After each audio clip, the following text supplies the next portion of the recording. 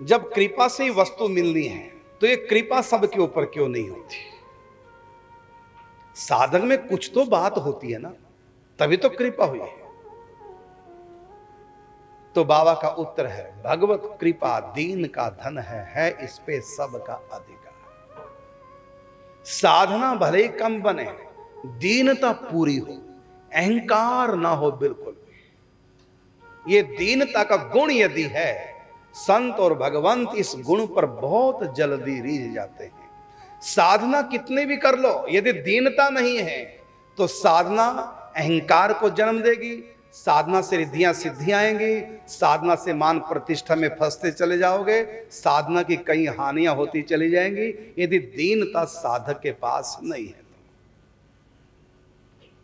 यदि कोई कृपा को आकर्षित करना चाहे, वो संत की कृपा हो चाहे भगवत कृपा हो, यदि कोई कृपा को आकर्षित करना चाहता है और इसी कृपा से भगवत प्रेम प्राप्ति होगी, तो एक गुण होना चाहिए दीनता, और दूसरा गुण होना चाहिए तत्परता।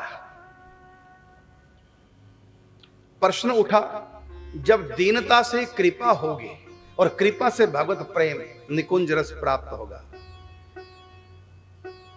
फिर साधना लिखी जो ग्रंथों में, नाम जप करो, चिंतन करो, इसका क्या अर्थ हुआ? फिर क्या इस रास्ते में साधना का कोई महत्व नहीं है? तो फिर उत्तर दिया बाबा ने, साधना का यही महत्व है कि जब दीनता पूर्वक व्यक्ति तत्पर होता है, श्रद्धावान लभते ज्ञानम तत्पर संयतेन्द्रिय। यदि किसी संत के प्रति उनकी श्रद्धा है, वो साधना में तत्पर है और दीनता का भाव लिए है। कहा ना, संत मिलन को चालिए तज माया अभिमान, जो जो पग आगे धरे कोटिन यज्ञ समान। और भाईजन भी पद रत्नाकर में लिखा है, भगवत कृपा दीन का धन है इस पे सबका अधिकार। गीता में भी ये बात आई है, निर्माण मोहा जित संग दोषा आध्यात्म नित्या विनिवृत्त कामा द्वंद्वैरि मुक्ता सुख दुख संगैर गच्छन्त्य मूढ़ा पद्मभ्यम तत्। मेरे पद को वही प्राप्त करेगा। प्रथम गुण कौन सा? निर्माण मोहा। निर्माण अर्थात मन में कोई मान ना हो, अभिमान ना हो, अहंकार ना हो। अद्वेष्टा सर्वभूताना मैत्री करुण एवच निर्ममो निरअहंकार सम दुख सुख क्षमी।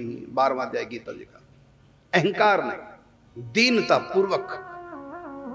तो दो बात यदि साधक के पास है, एक तो दीनता का गुण है और अपनी साधना में तत्पर है, बिल्कुल भी लापरवाही नहीं करता।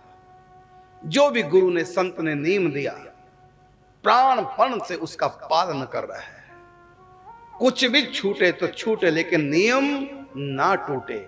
ये जो साधना करता है व्यक्ति, तो आपने पूछा साधना का महत्व क्या है? तो साधना का यही महत्व है कि उसकी तत्परता देख करके, साधना में लगन देख करके, नियम निष्ठा को देख करके संत रीझ जाते हैं। उसकी तत्परता, नियम निष्ठा देख करके, साधना देख करके और उसकी दीनता को देख करके संत कृपा करते। तो साधना का महत्व क्या हुआ?